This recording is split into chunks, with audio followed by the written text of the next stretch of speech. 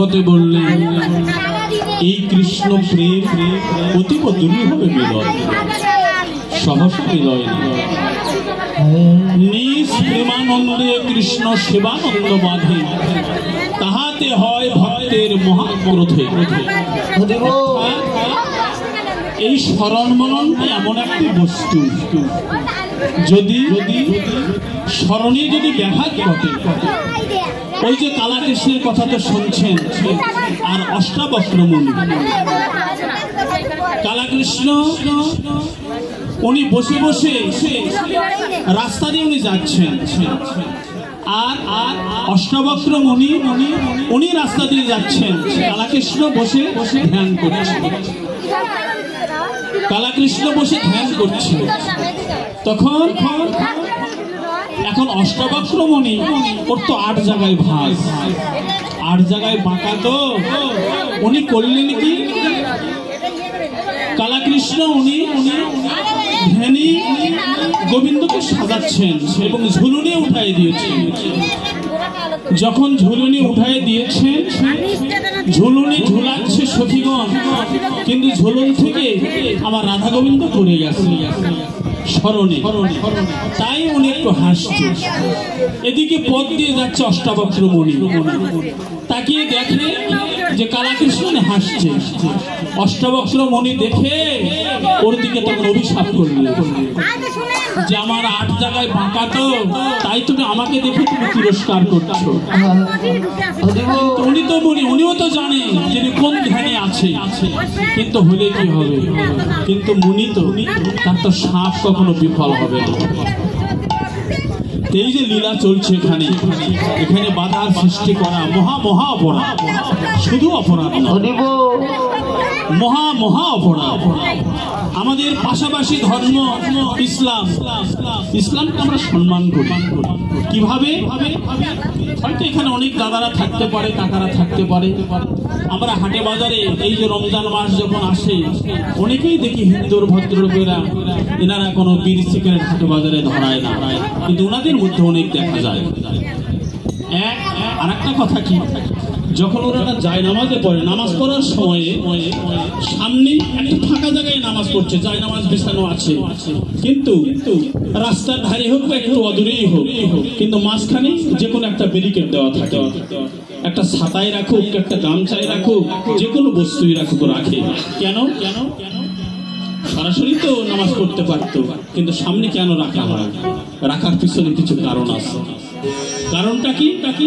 যে দেখা যাচ্ছে যে কেউ আগে দিয়ে যাচ্ছে, কিন্তু ওই যে সামনে একটা ব্যারিকেড আছে তার ওপার দিয়ে যাচ্ছে, তাহলে নামাজে ব্যাঘাত ঘটলো না। এবং ওর একটা সূরা আছে, যাক আমাদের সনাতন ধর্মের লোক তো আমরা অত দূরে যাব না, তার নিজের ধর্মই অবগত হতে পারিনি, আর অপর ধর্ম। এই সূরাতে কি হয়, চারিদিকে দেহের যে ইন্দ্রিয় সকল যা আছে সবটা তালা মারা হয়, অর্থাৎ বাহিরের কোনো কথা যেন কানে না পড়ে। এটা কি হয় না, আমরা ওগুলা বলবো না, কিন্তু আমাদেরও তাই।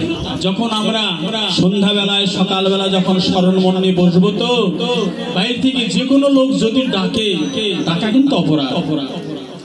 উনি কথা তো অনেক এসে যায়। একটি রাজা, উনি করলেন কি, উনি কোনো গোবিন্দের কোনো কর্ম করতেন না, কিন্তু অপর দেশের একটি রাজার সঙ্গে ভীষণ শত্রুতা। এই শত্রুতাতে দেখেন, এতে আপনাদেরও কিছু স্মরণ মননের কথা পেয়ে যাবেন। কিভাবে যে আমরা স্মরণ মননটা করব। ওই রাজাই এই রাজ্যে আক্রমণ করবে, কিন্তু করার কোনো সুযোগ পায় না। সুযোগ পাওয়া তো বাহির দেশে থাকে, তাহলে এখানকার কেউ তো সংবাদ দেওয়ার মতো কেউ থাকা লাগবে, তাছাড়া তো হবে না। অবশ্যই রয়েছে, নিজ শত্রু ছাড়া তো কোনোদিন অপরকে আক্রমণ করতে পারে না। করলেন কি, ওই রাজা তখন একটা সময় বেছে নিলেন যে দিনে রাত 24 ঘন্টা, এর মধ্যে 2 ঘন্টা আমি রাজকার্যের কোনো কর্ম করব না এবং বাহিরের কোনো কথা শুনবো না। করব কি, এই 2 ঘন্টা সময় আমি গোবিন্দের আসনে বসে থাকবো। কি করব না করবো তা না, কিন্তু 2 ঘন্টা সময় আমি বিগ্রহের সামনে এই 2 ঘন্টা সময় তাকে দেব। এটা হলো তার সংকল্প। এই কথাটা রাজকার্যে সবাই জেনেছে, কিন্তু ওনার যে অন্তরের যে ভিতরের যে শত্রু যে সেও জেনেছে। জেনে অপর রাষ্ট্রের রাজাকে বলা হয়ে গেছে, এই ও কিন্তু দিনে কিন্তু 2 ঘন্টা সময় নিবে, কোনো দিকে তাকাবে না, তবে এই সময়ে যদি তুমি আক্রমণ করতে পারো। এইরকম বলতে বলতে একদিন ঠিক দুপুরবেলা যখন গুরু কর্মে প্রবেশ করেছে, দরজা কবার সব দিয়েছে, দিয়ে ঠাকুরের কাছে বসে আছে। যখন বসে আছে তখন দেখলেন কি যে ওই শত্রু তাকে খবর দেওয়া হয়ে গেছে, আক্রমণ করেছে রাজ্যে। এদিকে আর যে সৈন্য সামন্ত যারা ছিল, রাজার অর্ডার নেই, যায় কি করে। সমস্ত রাজ্য জয় করা প্রায় হয়ে গেছে, কেউ যায়নি। কিন্তু এদিকে চিন্তা করলেন ইনি তো গোবিন্দের কর্মে লিপ্ত। তবে শাস্ত্রকার বললেন ভক্ত যদি ভগবত কর্মে লিপ্ত থাকে, ভালো করে শুনবেন মা, ভক্ত যদি ভগবত কর্মে লিপ্ত থাকে, ভক্তির কর্ম ভগবান নিজেই করতে বাধ্য হন। তখন ইনার সৈন্য সামন্ত কারো যেতে হলো, ভগবান নিজে তার সৈন্য সামন্ত যা কিছু আছে শাখাগণ সবাইকে নিয়ে এসে ওই রাজ্যের রাজার সঙ্গে তর্ক বিতর্ক যুদ্ধ করে রাজ্যকে পরাজিত করতে দিলেন। সবাই পড়ে আছে, বেঁচে আছে একজন, ওই রাজাই শুধু আছে, সবাই ধরাশয্যায় পড়ে গেছে। এটা তো দেখার লাগে। তখন করলেন কি, এদিকে মা, স্ত্রী এবং আরো যারা যারা থাকে মন্ত্রী সবাই ছটফট করছে, রাজা ঘর থেকে বের হয় না, আমাদেরও তো বলা হয় না, অর্ডারও নাই, যাই কি করে। তখন করলেন কি, যখন বের হয়েছে তখন বলছে আমাদের রাজ্য আর নেই, রাজ্য দখল করা হয়ে গেছে। কি ব্যাপার? তাতে এরকম আপনার যে পরম শত্রু ছিল উনি আক্রমণ করেছে। বলছেন না না, আমার রাজ্য নিতে পারে না। বিশ্বাস করলো না। তবে চলে যুদ্ধক্ষেত্রে, যুদ্ধ মাঠে যে দেখে সবাই পড়ে আছে, কে বা কাহারা যুদ্ধ করেছে। তখন ওই যে বিপক্ষে দলের যে রাজা, ওই রাজা এসে চরণে পড়ে গেছে। আরে তুই আসিস নি, তোর কোনো শত্রু বা তোর কোনো যে আপনজন তারাও কেউ আসেনি, কে আমার সঙ্গে যুদ্ধ করলো, আমি পরাজিত হয়ে গেলাম, বেঁচে আছি শুধু আমি। আমার যদি রাজ্যের লোকজন যদি না থাকে তাহলে শুধু মাটি নিয়ে আমি কি করব। পড়ে গেলেন চরণে। তবে দেখেন ভগবত কর্মে যদি একবার নিজেকে যদি একবার নিয়োজিত করা যায়, বাহিরের কোনো কর্ম তাকে আর আকর্ষণ করতে পারে না। তবে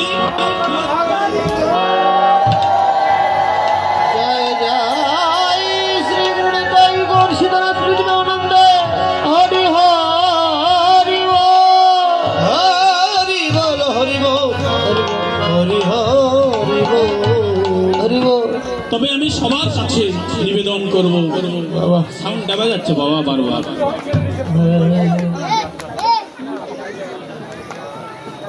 সবার কাছে নিবেদন, ধর্ম বলতে কিন্তু এক, এবং যেটা সত্য সত্যই সনাতন, সত্যটাই ধর্ম। আমরা কোনদিন সৃষ্টির সেরা হলো মানুষ, এখানে কোনো হিন্দু মুসলমান বৌদ্ধ খ্রিস্টান কাউকে বলেনি, শুধু মানব জাতিকে বলেছে। তবে আমরা যদি আমাদের মাঝে, সবার মাঝে কিন্তু গোবিন্দ বিরাজ করছেন, সবার মাঝে। তবে একটি গান আছে যে মানুষের মনে দিও না আঘাত, সে আঘাত লাগে কাবার ঘরে, একটা গান আছে। কিন্তু তাহলে শুধু ওদেরই গান না, এটা আমাদেরও তাই। কোনো প্রকারে কারো মনে কোনো দুঃখ দেওয়া যাবে না, তাহলে ধর্ম স্থাপন হলো না, সেখানে ধর্মকে মানা হলো না। স্বজনের আজ যে অপরূপ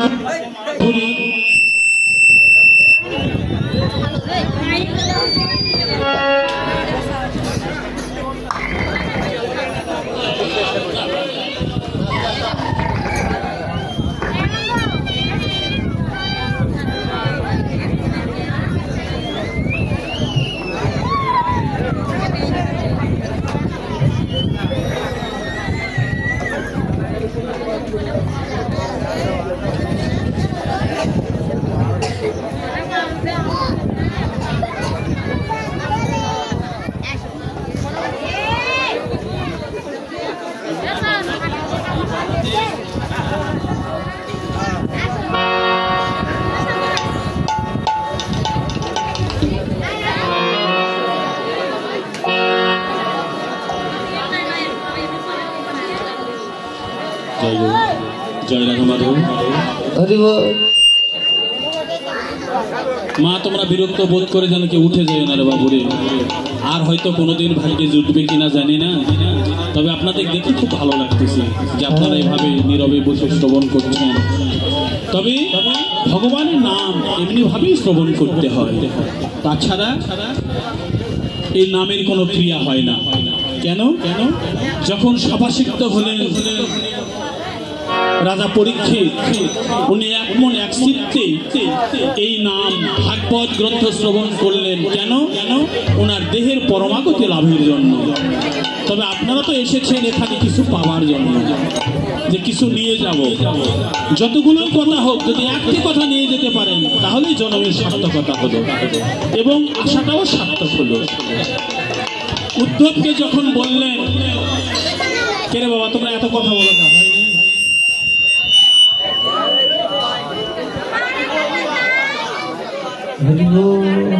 উদ্ধবকে ভাই উনি এক লাখ ঠিক করুক, আপনারা কথা বলতেছেন কেন? আপনারা কথা বললেন না। ধ্বজ বজ্রঙ্কুশ চিহ্ন, গোবিন্দের চরণ চিহ্ন, অনেকগুলো চিহ্ন দিয়ে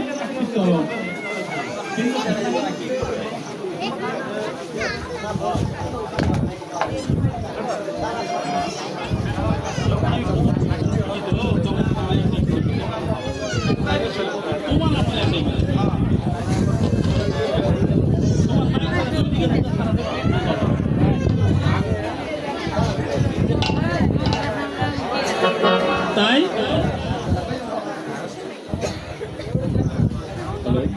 জয় গুরু।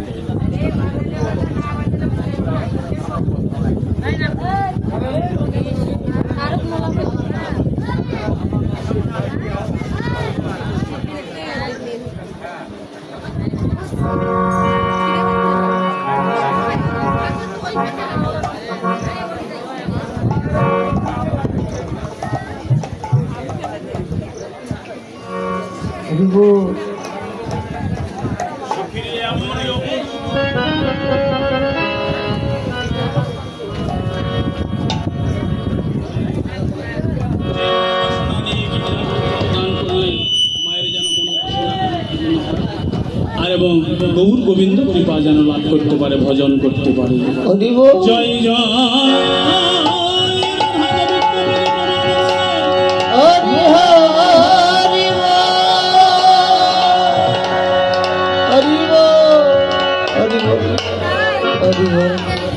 স্বজনীরে এই রূপের এমনই গুণ,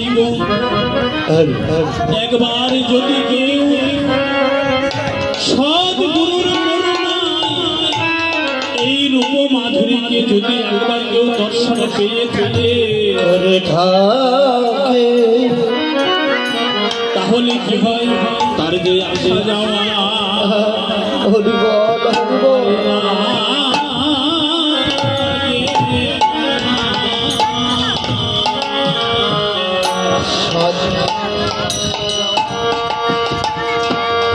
তার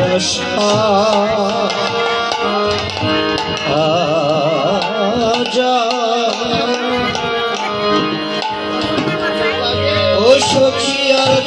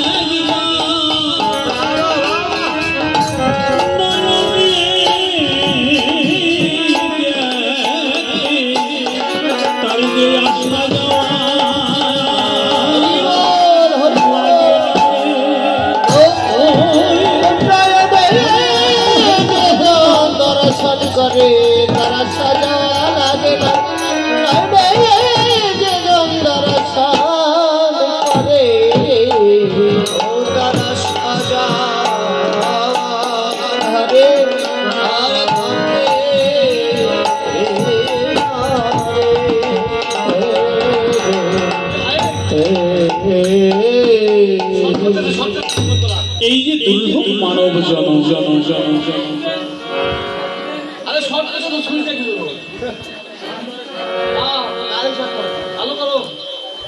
আচ্ছা চেষ্টা করুন একটু ধীরে ধীরে কথা বলে একটু তোমার থেকে কথা বলে এই করতে সময় চলে যাবে একটু ধীরে ধীরে কথা বলে দাদা চলে যান না একটু বসেন আমার দিকে একটু বসে ভক্ত না থাকলে তো আসলে বুঝতে স্বজনী এই মানব জীবনে সার্থকতা কখন যদি আমার গৌর গোবিন্দের রূপ যদি দর্শন হয় যদি গৌর গোবিন্দের রূপ যদি দর্শন না হয় তাহলে জন্মে সার্থকতা হলো না।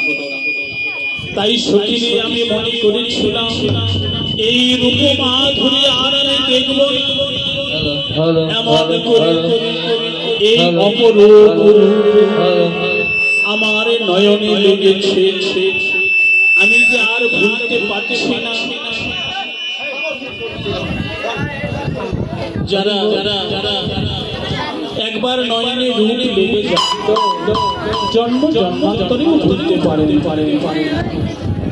যেমন আপনারা একদিন দুদিন 10 দিন গোবিন্দের কর্ম যখন করেছেন তখনই কি হয়েছে নয়নে রূপ লেগে গেছে জন্ম জন্মান্তরেও আর ভুলতে পারছেন না।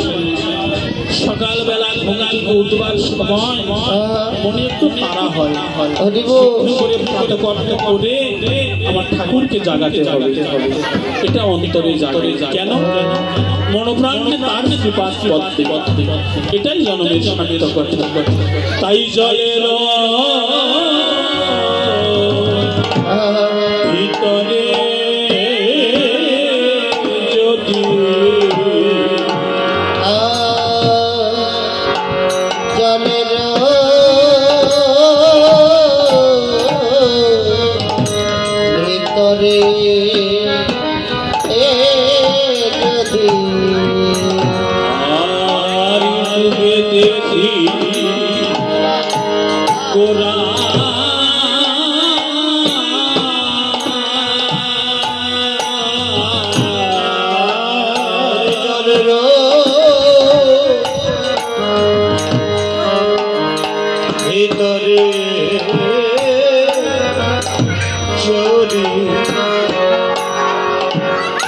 যদি ডুবে দেখি আরে এই গোরা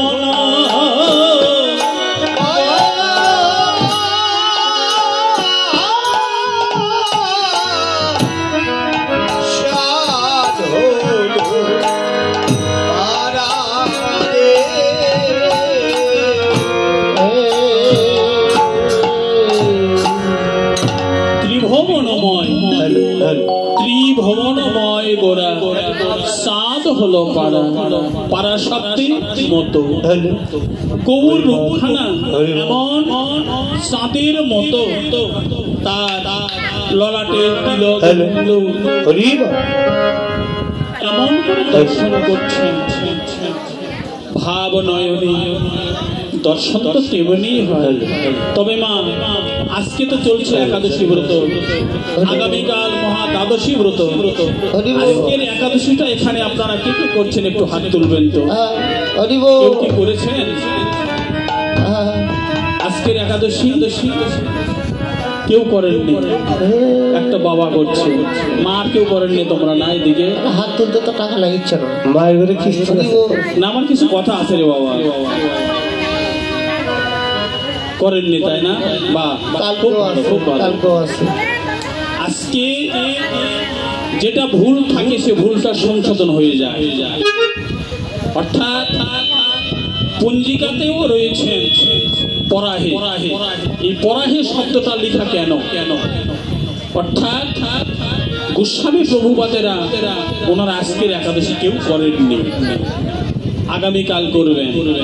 অর্থাৎ একাদশী তিথির সঙ্গে যদি মহা দ্বাদশী তিথি যদি সংলগ্ন থাকে, সংযোগ থাকে, একাদশী বাদ দিয়ে দ্বাদশী করলে এই একাদশীর ফল এবং দ্বাদশীর ফল দুটি ফল একত্রিত হয়ে পাওয়া যায়। তবে উত্তম, আপনারা আজকে যে একাদশী করেননি আপনাদের ভুল হয়নি, কারোই ভুল হয়নি, একাদশী করলেই ভুল, আজকে একাদশী করা যাবে না। এবং এই যে অষ্টমী ব্রত, জন্মাষ্টমী, এটা দশমী বিদ্যা একাদশী করা যাবে না। দেখা যাচ্ছে যে দশমী ধরে যাচ্ছে, এটা করা যাবে না। আবার তবে পঞ্জিকাতে আছে, তাছাড়াও নবদ্বীপের চাট এখানে এখন কে কেমন আছে না আছে জানি না, তবে আমার একটু ভুল হয়ে গেছে। তবে চাট আমার কাছেও আছে, এখানেও আছে, তবে আসলে আনিনি। যদি কারো নিবার ইচ্ছা থাকে ওই বাসাতে গেলে আমি ফটোকপি দিয়ে দিব।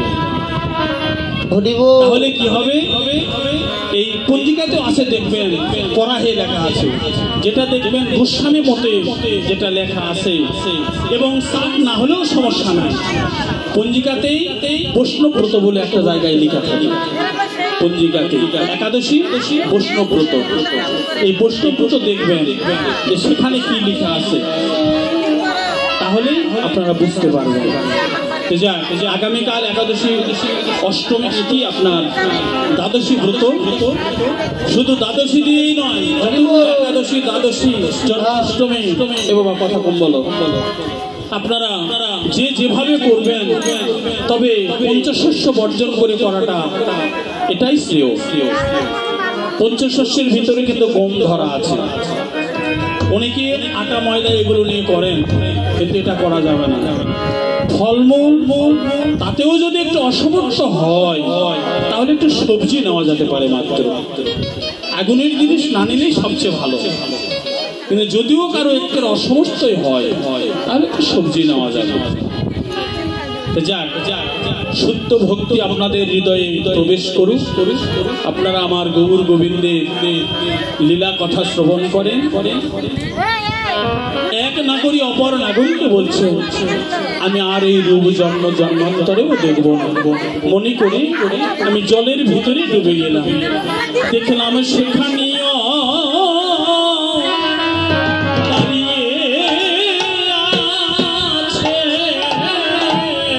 দেখলাম সেখানেও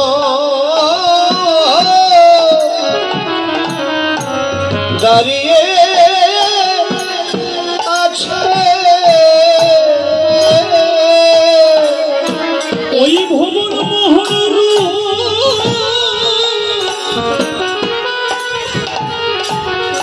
বিস্তার করে দেখলাম সেখানে দাঁড়িয়ে আছে ওই না ভুবন ভোলে না,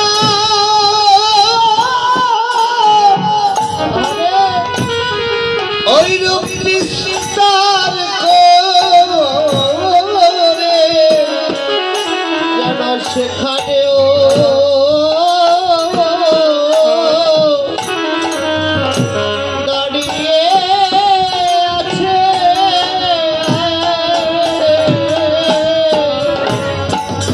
বৈষ্ণব কবি অদূরে দাঁড়িয়ে দেখছেন আর বলছে, স্বজনেরই এই রূপেরই এমন একটি গুণ, তবে তোরা জানিস না।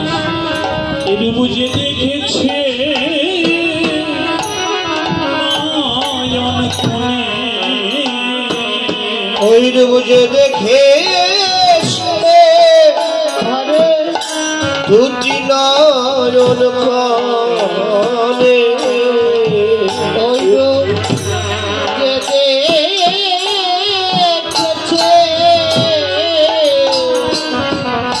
দুটি নয়ন কোণে, তার যে মন প্রাণ ধরে টানে, এই রূপ যে দেখেছে নয়ন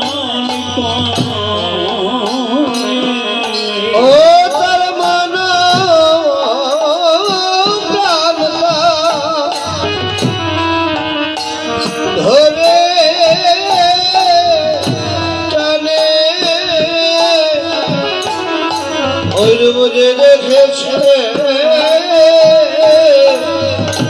দুটি নয়ন করে মন প্রাণ ধরে টানে সে আর ভুলে না যে ত্রিভুবনে ওরে মনো প্রাণ সব ধরে টানে মনো প্রাণ সব ধরে টানে ওই বুঝে দেখেছে দুটি নয়ন করে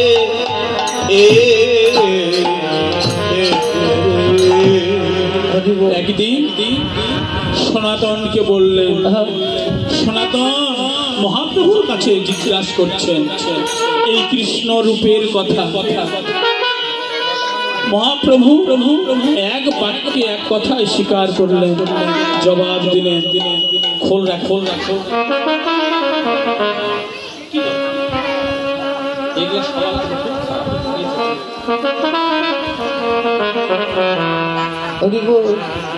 যেজন একবার এই অপরূপ রূপমাধুরী দেখে, নয়ন কোণে দেখে, সনাতন মহাপ্রভুর নিকটে জিজ্ঞাসা করলেন, প্রভু কৃষ্ণের রূপখানা কেমন?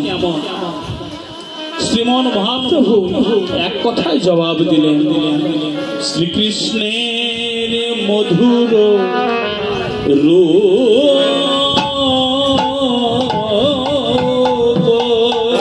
মধুর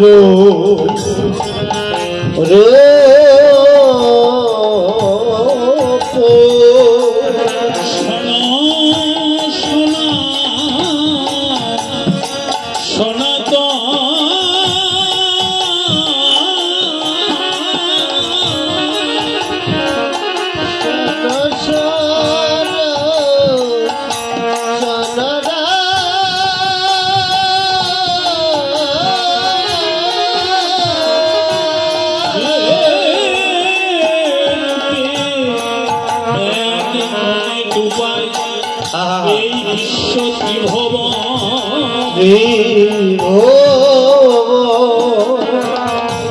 সর্বপ্রাণী করে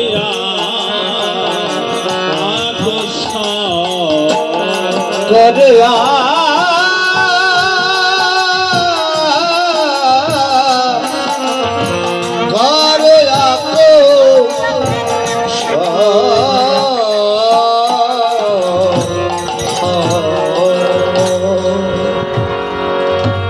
গোবিন্দের রূপখানা এমন যে রূপের এক মনে ডুবায় এই বিশ্ব ত্রিভুবন, সর্ব প্রাণী করে আকর্ষণ। যে একবার এই রূপ দর্শন করে জন্ম জন্মান্তরে ওই রূপের মাঝে সে হারিয়ে যায়, ভুলে যায়। তবে স্বজনের তুমি যে রূপ দেখেছ এই রূপ তো সামান্য রূপ নয়, এই রূপ যে দেখেছে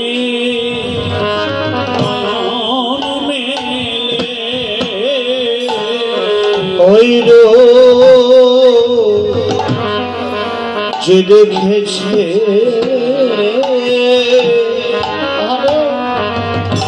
দুটি নয়ন মিলে ওই মতো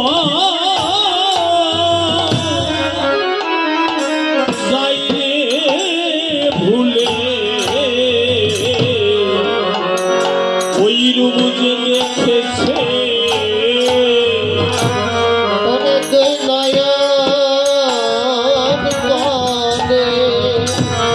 ও তারা ভুলে যাইব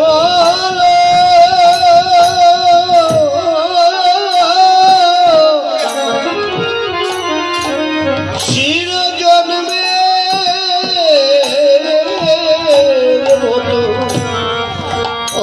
ওই বুঝে দেখেছে দুটি নয়ন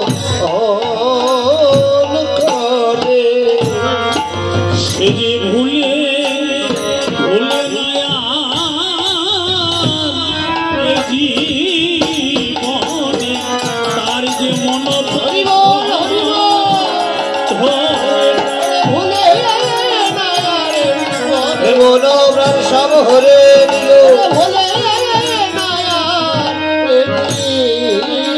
বলে ও তার মন প্রাণ সবই সবই ওরে নীল রে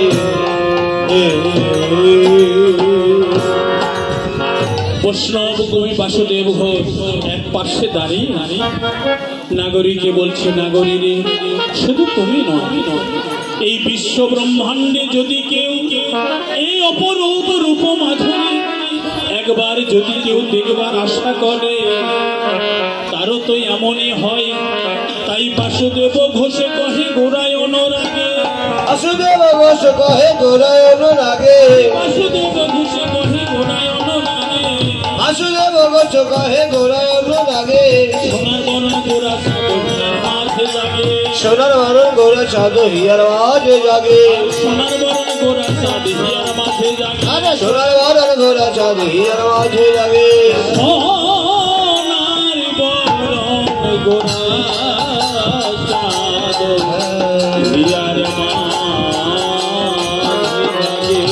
হিয়ার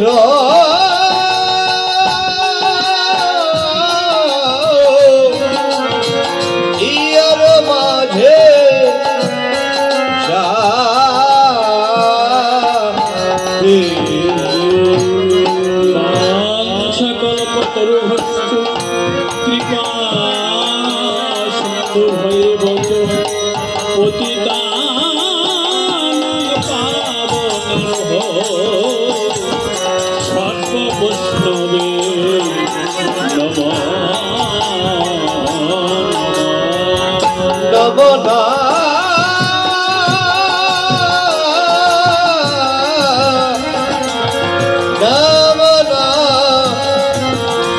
নমনা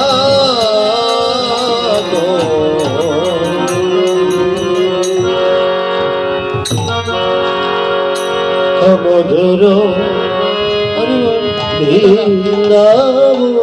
মধুর মধুর বৃন্দাব মধুর বৃন্দাব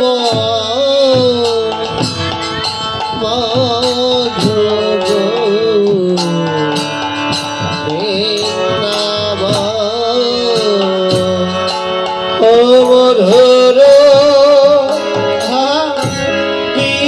বৃন্দাব মধুর বৃন্দাব মধুর বৃন্দাব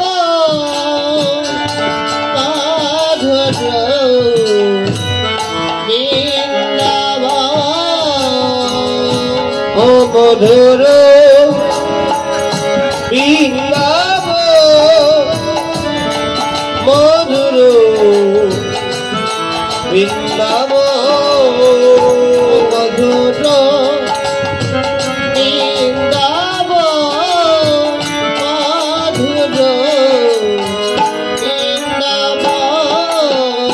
মধুর বৃন্দাব মধুর বৃন্দাব মধুর বৃন্দাব মধুর বৃন্দাব মধুর বৃন্দাব মধুর বৃন্দাব।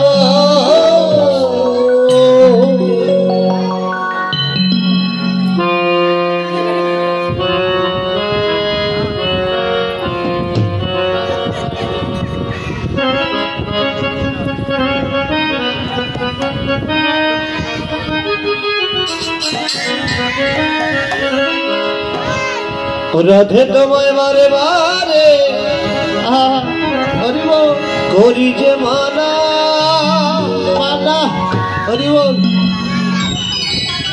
ওই যমুনাতে জল নিতে আরে ও রাধে একলা যে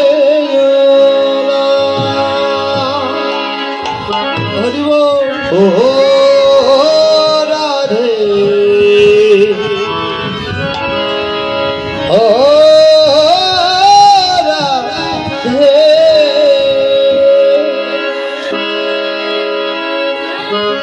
রাধে তোমায় বারে বারে করি যে মানা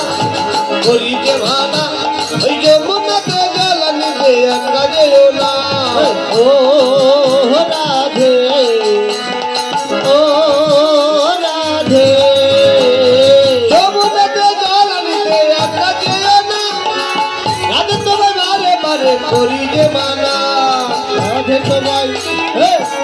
তোমায় বারে বারে করি যে মানা যমুনাতে জল নিতে একা যেও না ও রাধে বলো ও রাধে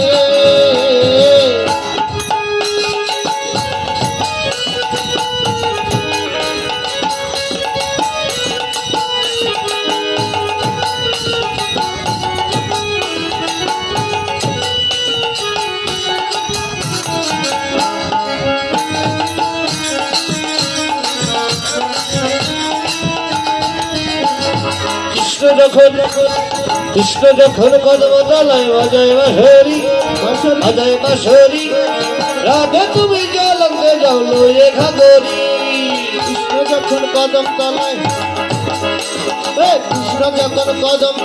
বাজায় বাঁশরি রাধে তুমি জ্বালানিতে লইয়া ঘাগরি কৃষ্ণ যখন কদম তলায় বাজায় বাঁশরি রাধে তুমি জ্বালাতে যাও লয়ে ঘাগরি ও রাধে ও রাধে ও রাধে হলো ও রাধে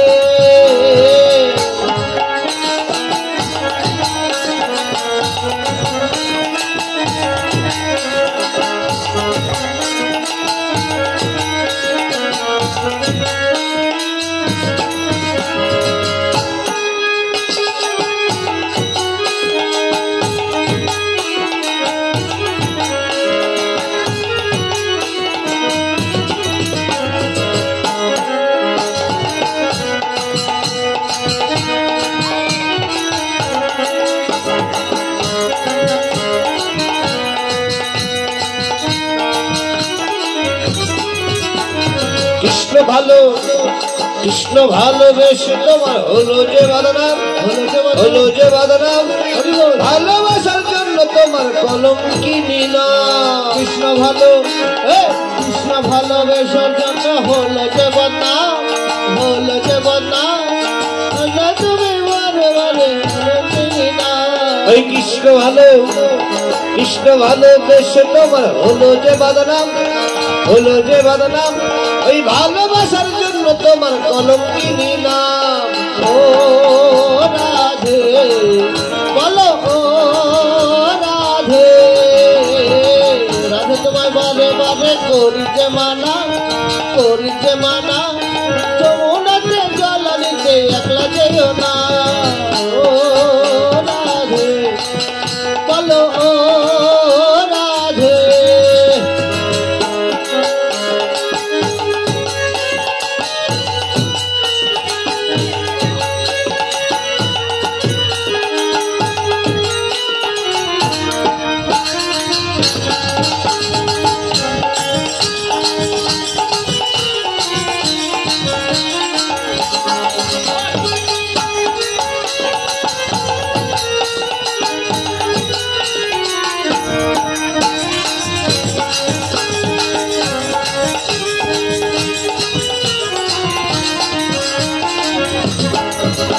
এই কংস তোমায় বলি শোনো তোমারই মরম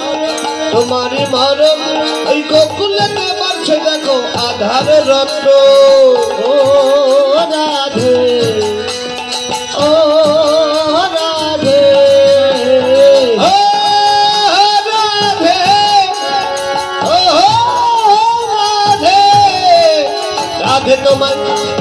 রাধে তোমায় বারে বারে করি যে মানা করি যে মানা ওই যমুনাতে জ্বালানিতে একা যেও না ও রাধে ও রাধে ও রাধে ও রাধে এতক্ষণ বাবা নবদ্বীপে বাবাজি কীর্তনে বাবাজি বলেন আমি একটা কথা বলতে চাই বাবা এদিকের মানুষের মধ্যে কোমরের সমস্যা বেশি ওই জন্য হেলান দিয়ে আছে দাঁড়ায় রয়েছে মানে পিছনে সাপোর্ট না থাকলে বসে থাকতে পারে না দাঁড়াতেও থাকতে পারে না শোনেন ধর্ম যতই করেন যদি মন ফ্রেশ না থাকে তাও হবে না এখন যেভাবে একদিনের অনুষ্ঠান আমাদের অধিবাসে যে লোক হয় তার শিখি লোকও হয় না এই জায়গায় শুনতেছি 70-80 ঘর পাল তো প্রতি ঘর থেকে যদি একজন করে লোক আসে জায়গা দেওয়া যাবে না আমার গ্রামের অনুষ্ঠান এবার হয়ে গেল কীর্তন রে অধিবাস কীর্তন আমি গাইছিলাম অধিবাস আমাকে আধা ঘন্টার কথা বললো সেই জায়গায় 2 ঘন্টা দিয়েও লোক ওঠে না একেবারে স্প্যান্ডেল ভরালো যার যেরকম ভাবনা তার সেরকম পাওয়া যার যেরকম ভক্তি তার সেরকমই কৃপা পাওয়া যে যেমন ভাবে শ্রবণ করবেন তেমন ভাবে আস্বাদন পাবেন ভগবান উনি স্বতন্ত্র ঈশ্বর যেজন সকল সময় কৃষ্ণ নাম করছে স্মরণ মননে আছে বেশভূষা ভক্ত বেশ তার কাছেও ভগবান কৃষ্ণ আছেন যেজন কৃষ্ণ উন্মুখী নয় সারাদিন একবারও কৃষ্ণ নাম বলতে পারে না মুখে নেয় না পুট্পের সুকৃতি নাই তার কাছেও আমার গোবিন্দ থাকেন তার কাছে কি না থাকা হয় সবাই পাবেন তার কৃপা তবে আজ সাঁঝের বেলা শ্রীমতী রায়ধনী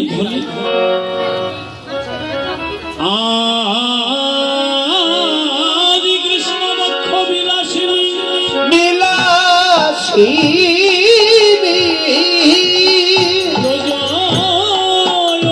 অভিসারিণী রায়ধনী কৃষ্ণ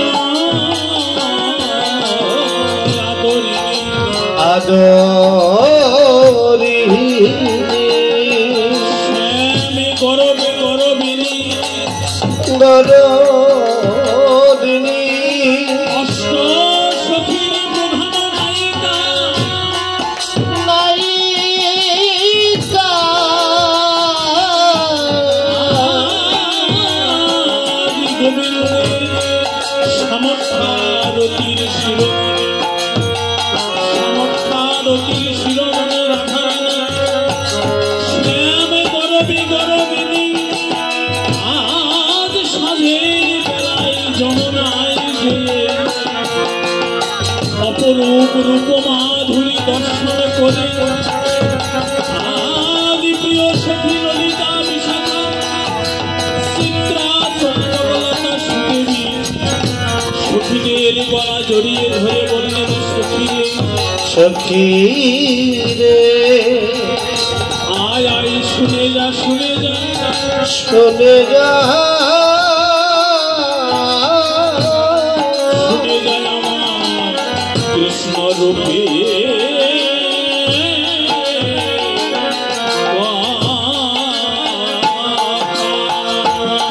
কৃষ্ণ রূপে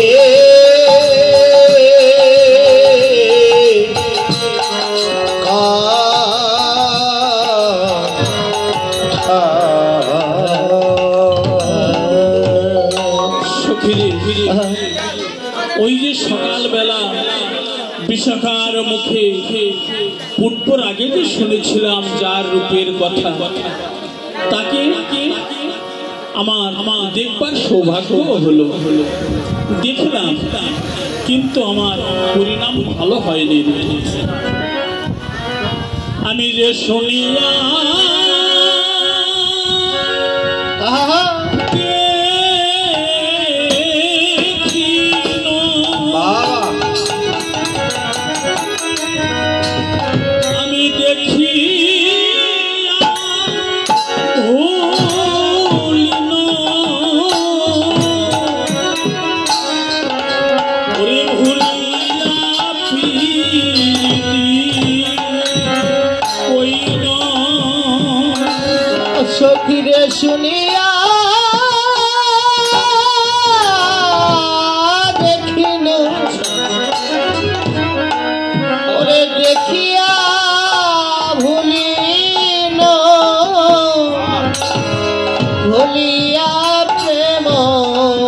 প্রীতি করিল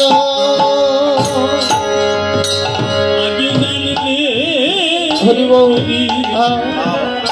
আরে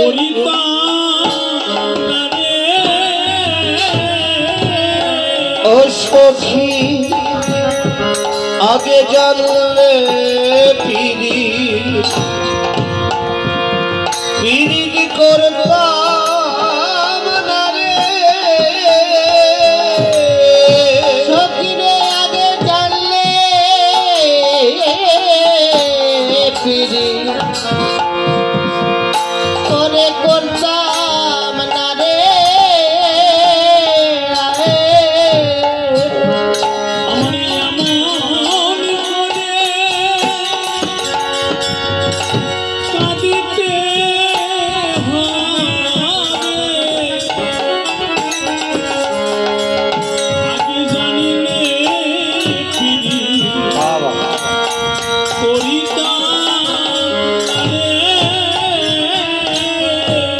ওরে এমন করে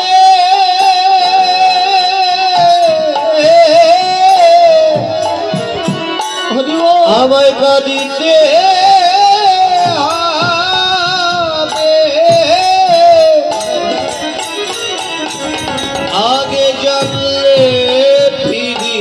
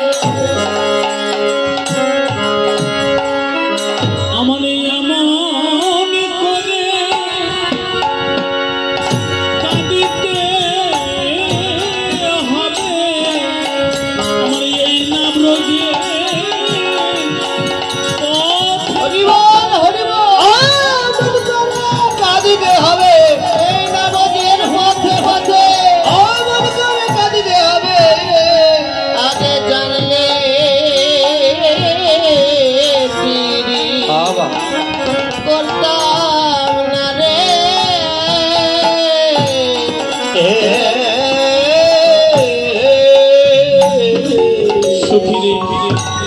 যাকে আমি দেখলাম শুনেছিলাম শুনে দেখবার সৌভাগ্য হলো কিন্তু দেখবার সৌভাগ্য হয়ে পরিণাম আমার ভালো হলো না কি হয়েছে জানিস ওরে প্রীতি বিচ্ছেদ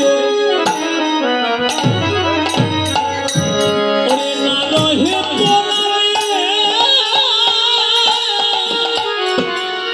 ঝুরিয়া ঝুরিয়া মই দূরে ঝুরিয়া ঝুরিয়া মই আর প্রীতি বিচ্ছেদে না রহে পরাণে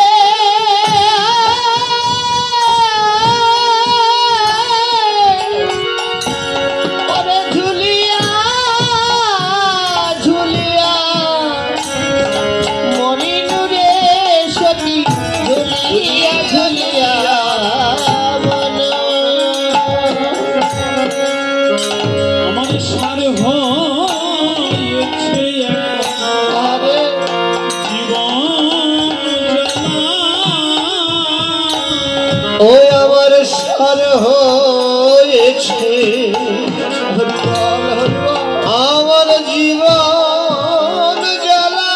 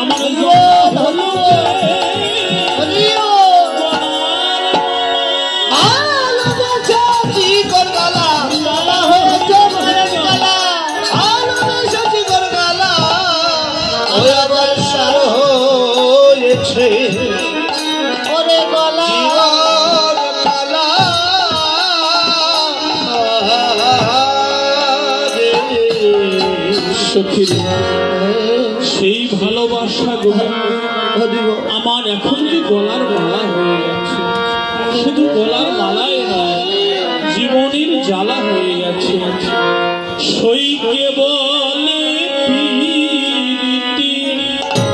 ভালো রে, ও সইকে বলে প্রীতি ভালো, স্বামী মধুর সহিতে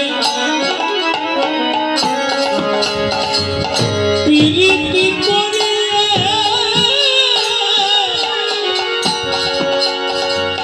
কাঁদিতে জনম গেল রে, কাঁদিতে জনম গেল। মধুর সনে প্রীতি করিয়া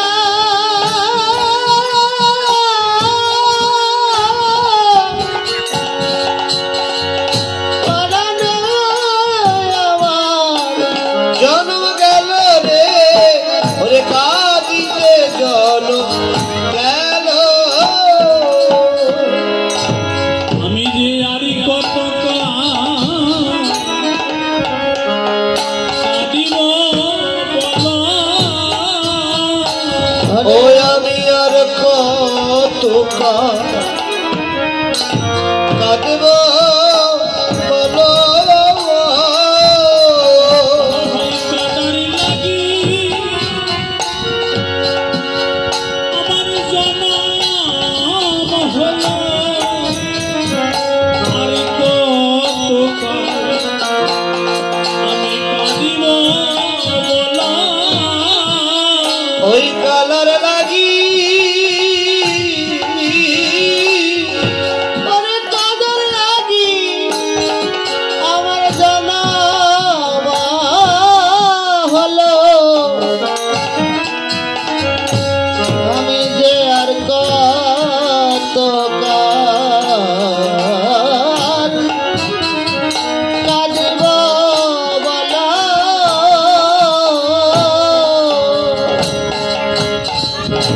সখী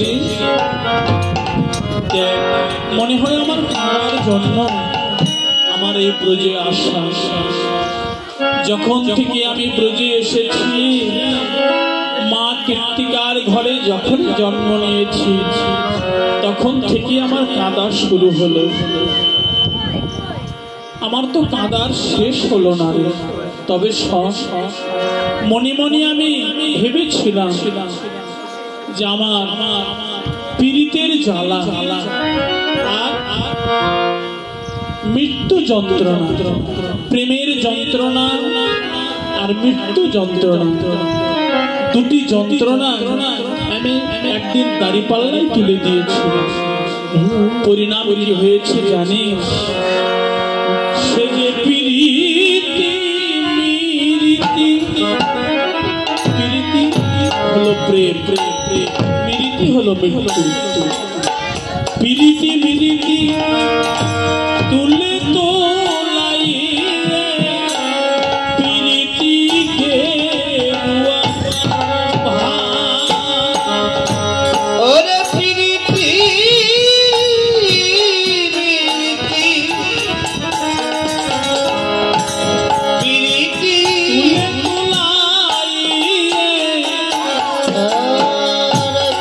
প্রীতিকে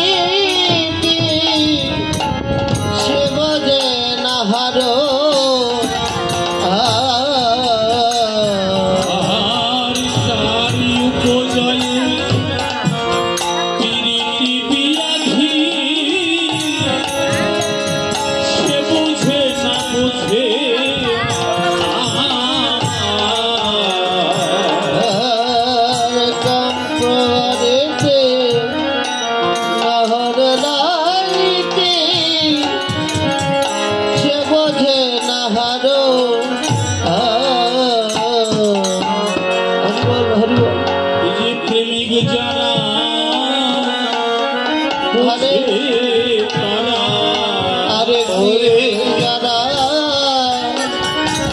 ওরে বোঝে তারা এই যে আমি জমি আরে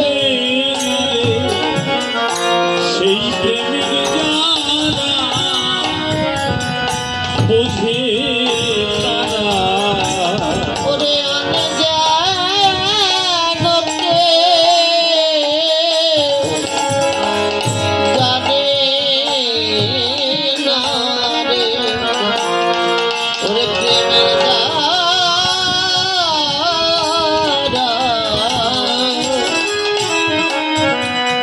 বোঝে তারা ওই আমি জমি বুঝে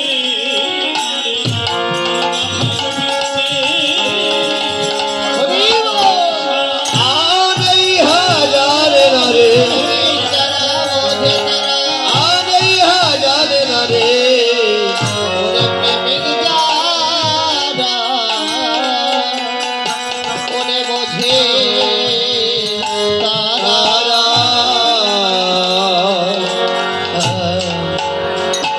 সখীরা রাধারানীকে বলছেন রাইধনী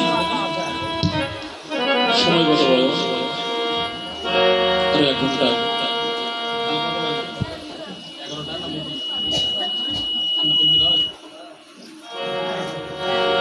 তাই করলেন কি সখী যে মূরতি দর্শনে এমন হয়ে গেছে আমার যে মনপ্রাণে যেন আর আমি ধরে রাখতে পারছি না তবে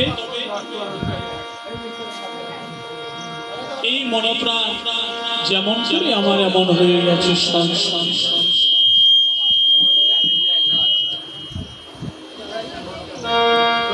সখী রে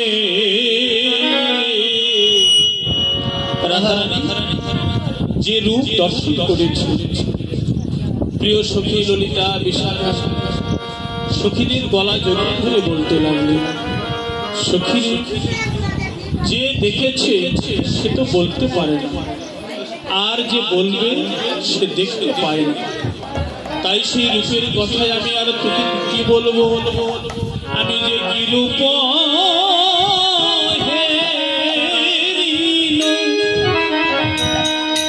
ওরে মধুর মূরতি প্রীতি রসেরি ওই আমি কি রূপ দেখিল মধুর মুরতি পীরিতি রসের আরে হেমলয় মনে ইয়েতে নভবানে তুলনা নাহি আর হেনলয় মনে এ তিন ভুবনে তুলনা নাহি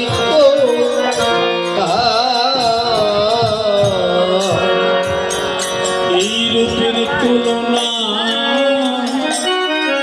দিব কিসে এই রূপের তুলনা আমি দিব কিসে এই রূপের তুলনা কি জগতে মিলে এই রূপের তুলনা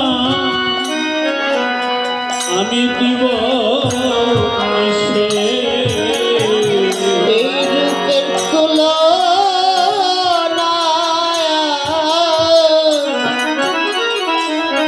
ওরে জগতে মেলে এই রূপের তুলনা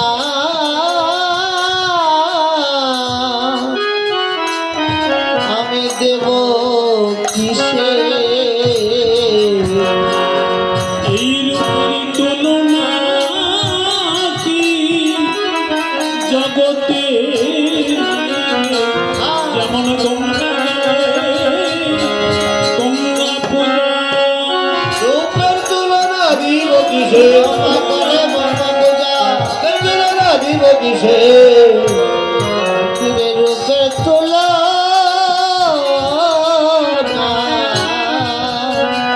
আমি দেব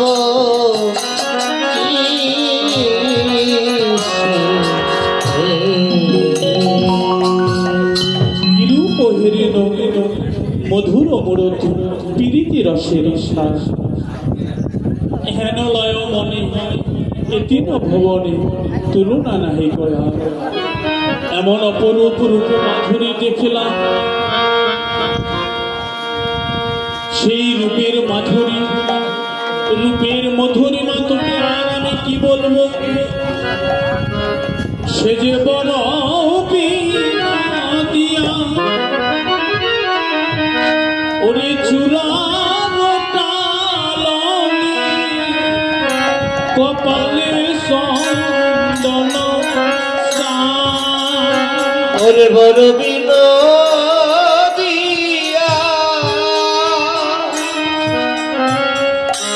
সুরার চলনি আমার কপাল চন্দন যিনি বিধুব বদন সুন্দর ধবন মোহন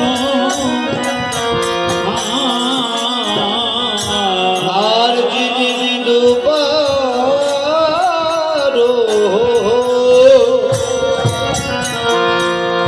ওই বদন সুন্দর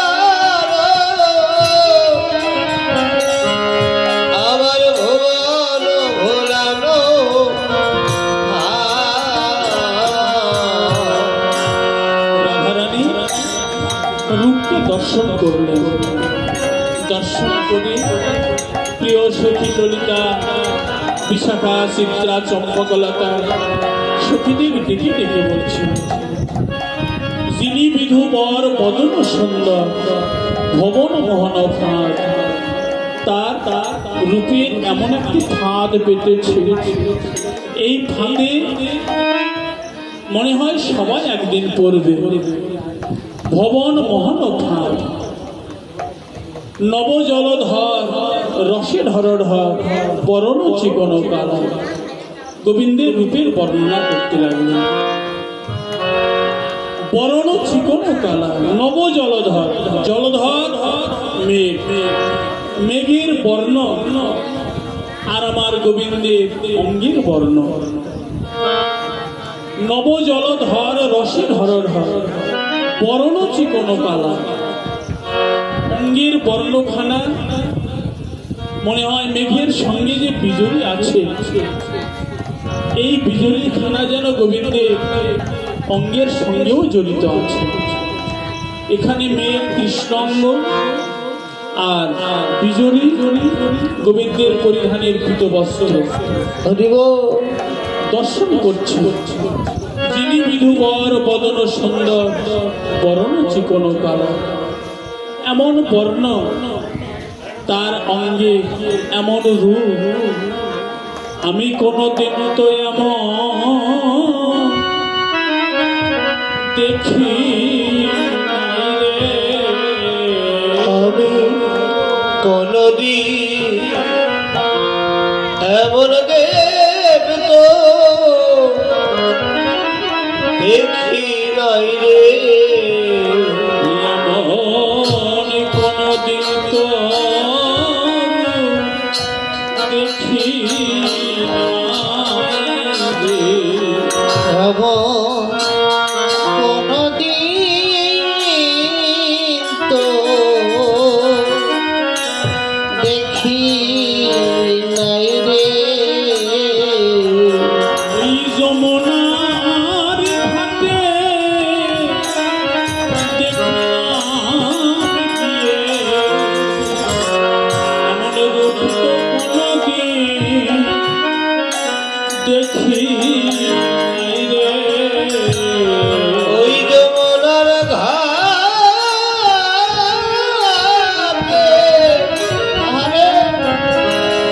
গিয়ে দেখে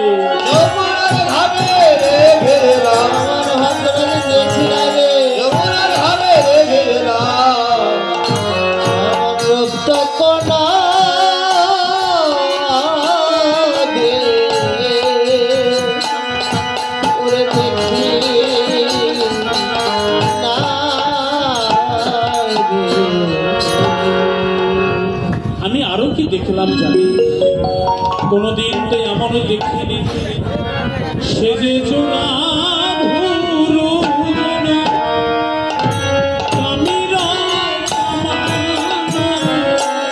সেবা করিল ওরে জোর ভুরু যেন কামের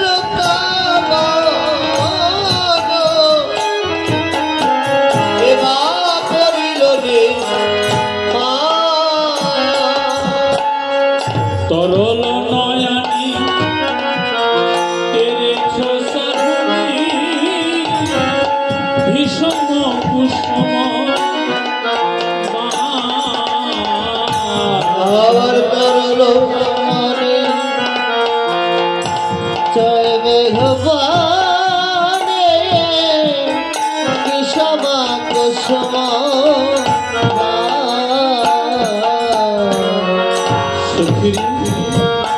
যমুনার ঘাটে যখন গেলাম বাঁকা নয়নে আমার দিকে যখন তাকিয়ে দেখিল দেখবা মাত্র কি হয়েছে জানি এই যে কুসুম বান আমার হৃদয়ে কুসুম বানামা হৃদয়ে ধারল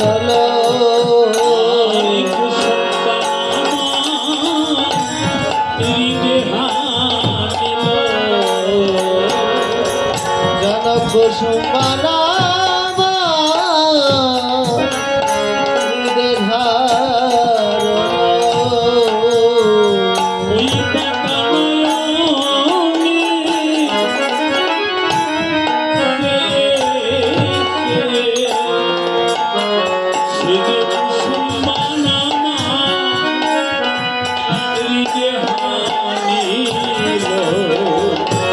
ওই বাকানয়নে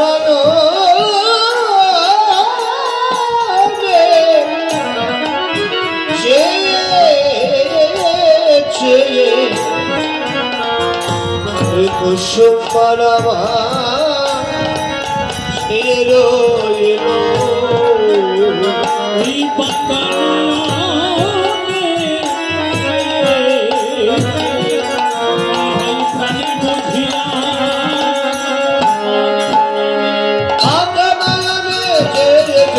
আমি বুঝি আর ভাইব না রে আগানয়নে চেয়ে রে ওরে নয়ন বুঝিয়া কুসুম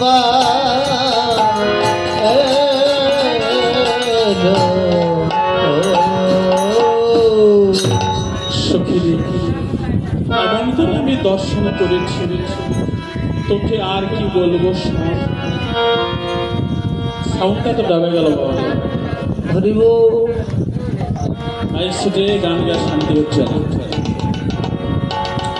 তবে এই অপরূপ রূপ মাধুরী তুই যে দর্শন করেছিস তুই তো যমুনায় গিয়েছিস জল ভরবার জন্য স্বর্ণ কলস কলা তাকে নিয়ে তুই তো যমুনায় যে কিভাবে দেখলি বল সখীরে আমি দেখলাম কিভাবে ওরে জলের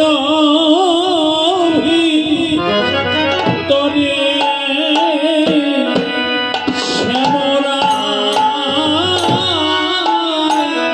ওরে জলের ভি তারে সব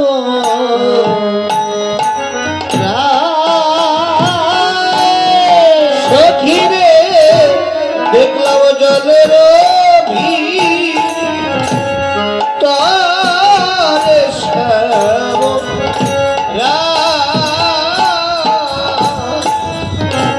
রাইধনী তোর কথাটা কেমন যেন হলো না জলের ভিতরে কি কোনো মানুষ থাকে মানুষ কি থাকতে পারে জলের ভিতরে তুই দেখিলি জলেরও ভিতরে শ্যামরা কেমন করে দেখিলি বল দেখ সখী আমি যখন স্বর্ণ কলস তাকে নিয়ে যখন আমি যমুনায় জল ভরতে গিয়েছি, দেখলাম জলের ভিতরে শ্যামরা। বৈষ্ণব কবি অদূরে দাঁড়িয়ে সখী ভাবের ভাবিত হয়ে রাধানীকে বললেন, রাইধনী, শুধু তুই একা না, এই বিশ্ব ব্রহ্মাণ্ডেও যদি কেউ এই জলে গোবিন্দ মূর্তিকে যদি কেউ যদি দেখতে চায়, তাহলে সেও ওই জলের ভিতর দেখে তারে, ওই জলের ভিতর দেখতে তারে। যারা গোবিন্দ দেখা মনে করে, তারা জলের ভিতর দেখে তারে।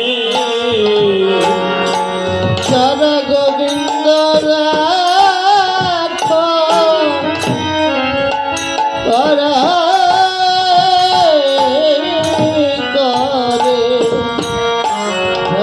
জলের ভিতর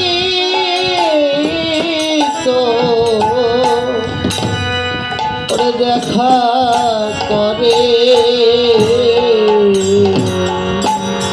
জলের ভিতর কোন জলে?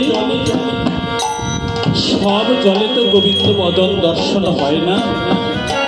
নদীর জল, বিলের জল, খালের জল, অনেকে জল আছে, সব জলেই কি আমার গোবিন্দ মূর্তি দর্শন হয়? শাস্ত্রকার বললেন না, তা হয় না। জলেরও ভিতরে শ্যামরায়, জলের ভিতরেই দর্শন হয়। ওরে জলের ভিতর দেখে তারে, ওরে জলের ভিতর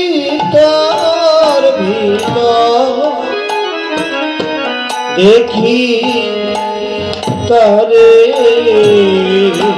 ওই যখন নয়নে আরে জল ঝরে, সেই জলের ভিতর দেখে তারে। ও যখন ধারে দুনয়নে জলে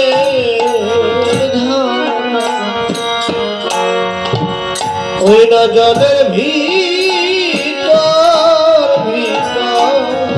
হারে দেখে তারা। ওই যখন নয়নে জল ঝরে, ওই হা কৃষ্ণ কৃষ্ণ বলে যখন দোলান জাল ধরে কৃষ্ণ গোবিন্দ বলে, তখন দোলান জাল ধরে কৃষ্ণ গোবিন্দ হরে। জলের ভিতর ওরে দেখে তারে।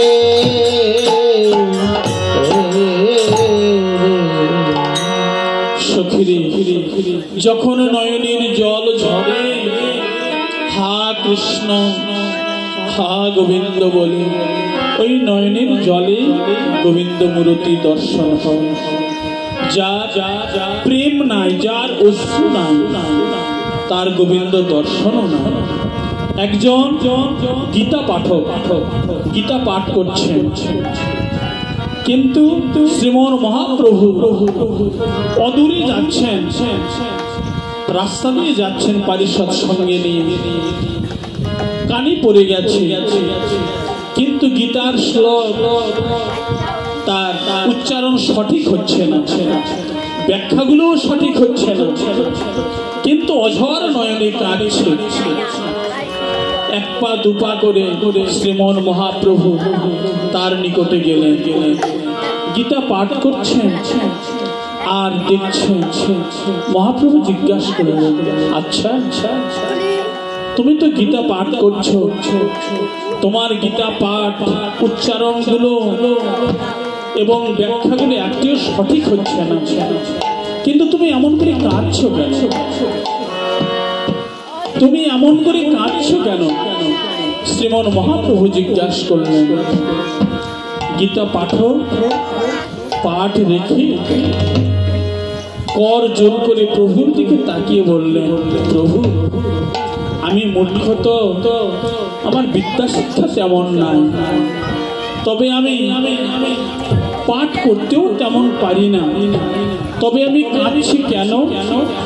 কাঁদবার একমাত্র কারণ, যখন আমি গীতা পাঠ করি আমি দেখতে পাই যে অর্জুন এবং আমার ভগবান শ্রীকৃষ্ণ গীতায় উঠে চলছে, রথ নিয়ে যাচ্ছে, আমি সাথে দেখতে পাই।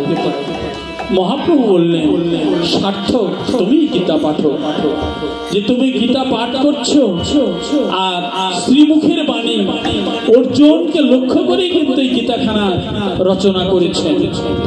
এই গীতাতে তুমি অর্জুন এবং ভগবান কৃষ্ণকে দেখছেন, সার্থক তোমার গীতা পাঠ। তবে বাবা, যদি সেই কর্ম করে লোক নাহি জানে ভক্তি যোগ, কর্মটা সেটাই হয়, কিন্তু যদি একটু ভক্তি সহকারে না হয়, বসে আছি শ্রবণ করছি, রাত্রি জাগরণ করছি, কিন্তু মন এখানে নেই, তাহলে কি সার্থক হলো? প্রেম বিনা ব্যর্থ দরিদ্র জীবন, দাস করি মরে দেহ প্রেমধন। প্রেম বিনা ব্যর্থ দরিদ্র জীবন, অর্থাৎ এই যে এখানে এসেছেন, আমরাও এসেছি, যদি এখানে কীর্তন শ্রবণে এবং বলার মাঝে যদি প্রেম অশ্রু বিগলিত না হয়, তাহলে আশারও সার্থক হলো না, আপনাদেরও সার্থক হলো না। তাই প্রেম বিনা ব্যর্থ দরিদ্র জীবন, দাস করি মরে দেহ প্রেমধন। তবে এই প্রেম অশ্রু বিগলিত হয় কখন? যখন একাগ্র চিত্তে মনোপ্রাণী যারা এই নামকে শ্রবণ করে এবং মনোপ্রাণী যারা নাম বলে, এসেছি বসে আছি থাকা লাগতে আসি, তাহলে হলো। রাজা পরীক্ষিত যেভাবে শ্রবণ করেছেন, এটাই শুধু যে রাজা পরীক্ষিতেরই কথা তা না, জগৎ জীবকে বুঝালেন যে তোমরা এমন করে শ্রবণ করো, এটাই বুঝালেন। তাই সখী রে, আজ আমি যে অপরূপ মূর্তি দেখেছি, ওরে ফুলের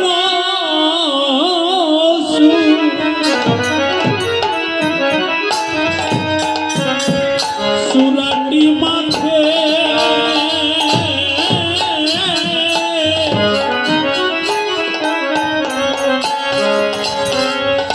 ওরে মোহন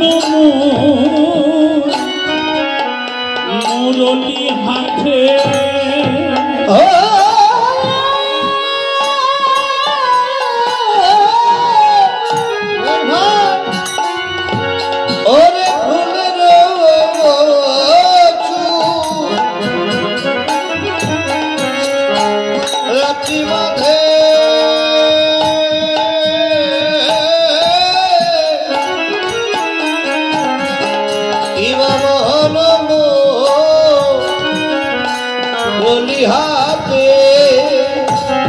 এবারে কত সাধে বেঁধেছে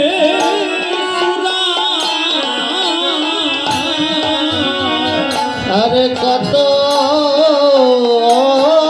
সাধে ওরে বেঁধেছে চূড়া,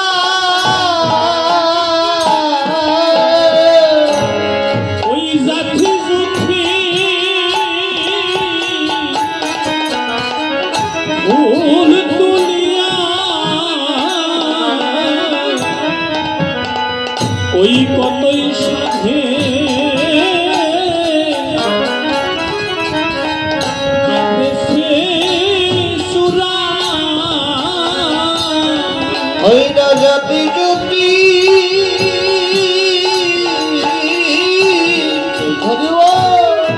মল্লিকা দিয়ে কত ঈশ্বরে বেঁধেছে ছোড়া জাতি জ্যোতি মল্লিকা দিয়ে যেন কত সাধে বেঁধেছে চোরা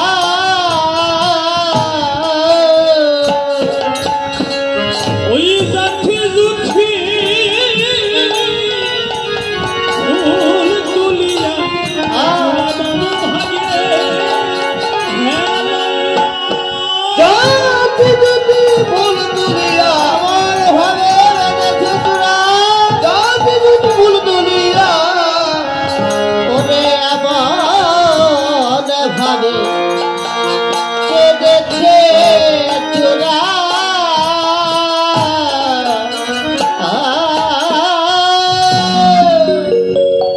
বৃন্দাবনে নানা জাতি পুষ্প বিকশিত হয়েছে। জাতি জুটি ফুল তুলে এত সুন্দর করে চূড়াখানা বেঁধেছে। তাই তাই তাই চূড়াখানা বাম দিকে হালিয়ে আছে। কেন কেন বাম দিকে হেলে থাকবার কারণ রাধারানী বুঝতে পারেনি। পরে বলছে, ভাবনা করছে, অনুভব করছে বাম ভাগে হেলেছে। হেলে আমার দিকে লক্ষ্য করে বললেন, আমি বুঝতে পারিনি রে। বলে এসো হে আমার দাঁড়া একবার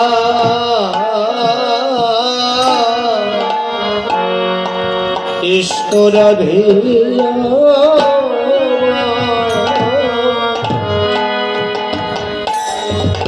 আমায় প্রেম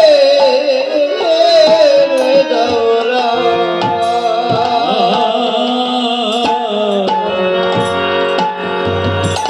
ঈশ্বর রাধে আমার বামে দাঁড়া একবার ঈশ্বরা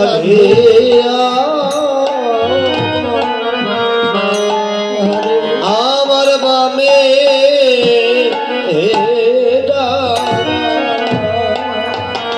এই যে আমি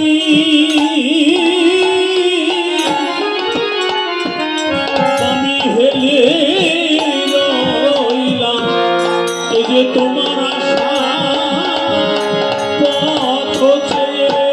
এই যে আমি তোমার আশায় পথ চেয়ে, এই যে আমি হেলে রইলাম, একবার এসো রাধে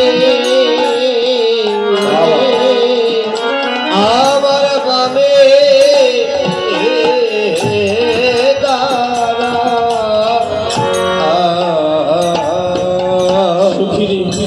চূড়াখানায় এত সাধে বেঁধেছে বাম ভাগে দাঁড়ানোর জন্য। বাম দিকে হালিয়ে আছে আর সখীরে কোনো কানে জলে অনেক প্রবন্ধ করি ধরিবার চাই হরি। ধীরে ধীরে কর বাড়াইন, ধীরে ধীরে যখন কর বাড়িয়ে দিলাম তখন কি হয়েছে জানি। ওরে কর বাড়াইয়ে চাই আর না দেখিতে পাই, আরো বাড়িয়ে যাই আর না দেখিতে পাই, কর বাড়াইয়ে চাই আর না দেখিতে পাই, কর বাড়াইয়ে যাই আর না দেখিতে পাই। আকুল হয়ে জলে ডুবিনা, আকুল হইয়া জলে ডুবিন আরে, আকুল হয়ে জলে ডুবিনা, আরে আকুল হইয়া জলে ডুবিন। সখিনী যখন আমি জলের নামলাম গোবিন্দকে ধরবো মনে করে, তখন কি হলো জানিস? ওরে ঢেউ মর হলো না পাইন মঙ্গলা, ঢেউ মর হলো না পাইন নন্দলাল, আর ঢেউ মর হলো না পাইন নন্দলা,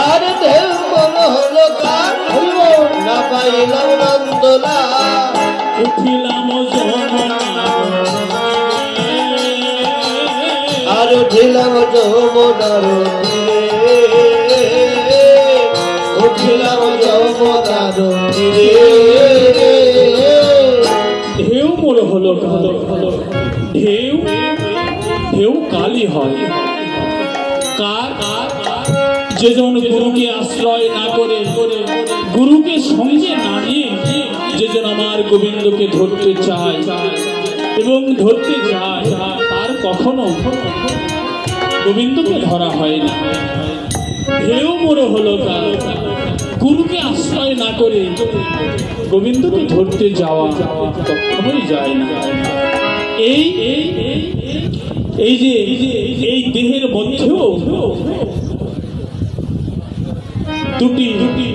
তিনটি নারী আছে, ইরা পিঙ্গলা সুশর্মা। এই তিনটি নারীর যদি সাধন যদি জানা না থাকে, আগে সাধন করো নারী, পরে যাও নারীর বাড়ি।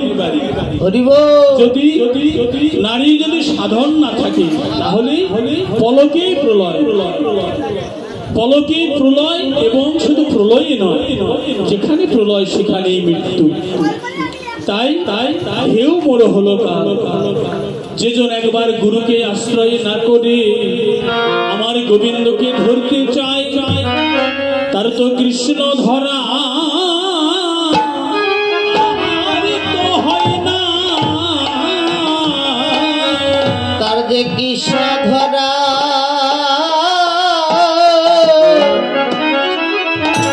আর তো হয় না।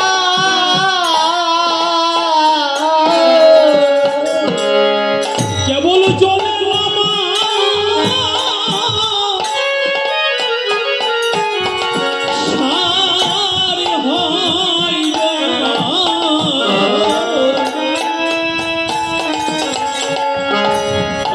কৃষ্ণ ধরা আর তো হয় না, ও তোর জল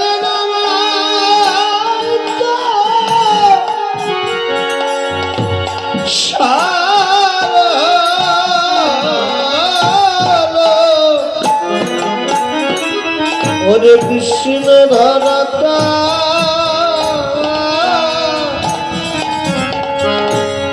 আর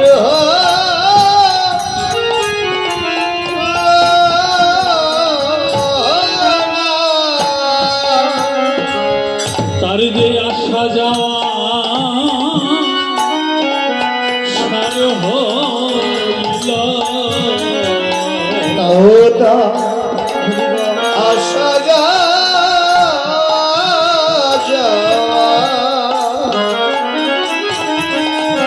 সার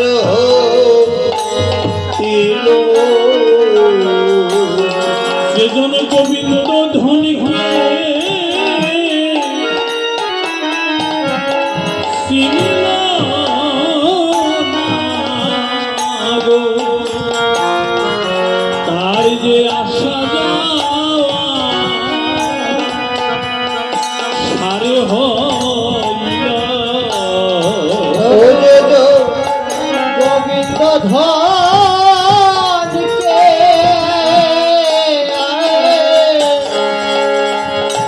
ওরে চিনিল না রে, তার যে আসা যাওয়া ওরে সার হইল।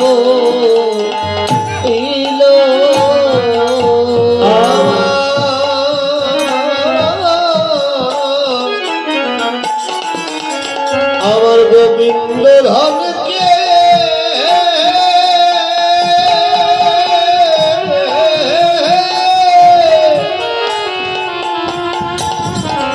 ও যে চিন্তারে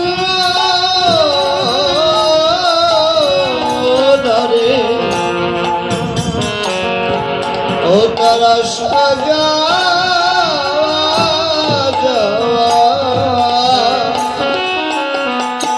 সার হইল।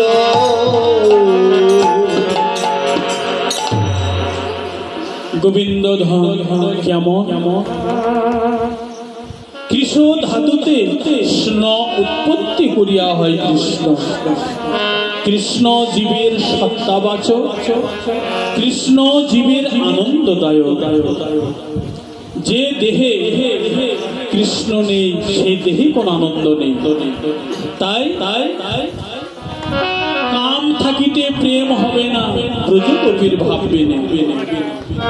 যেখানে কাম সেখানে আমার গোবিন্দের কোন স্থান নেই। যেখানে কাম থাকিতে প্রেম হবে না, যেখানে কাম সেখানে প্রেম কি করে আসতে পারে? শাস্ত্রকার তদ উত্তরে বললেন, নিজ ইন্দ্রিয় প্রীতি সুখ তারে বলে কাম। কৃষ্ণ ইচ্ছা প্রীতি সুখ ধরে প্রেম না। যখন নিজের ইন্দ্রিয় সুখ কে যদি আস্বাদন করতে চাও তাহলে পলকই প্রলয়। তাই এই ঢেউ তখন কি হবে? পলকই প্রলয়। তাই রাধারানী তখন সখীদের বললেন, বিধি আমায় মিনের নয় কেন দিল না, বিধি আমায় মিনের নয় কেন দিল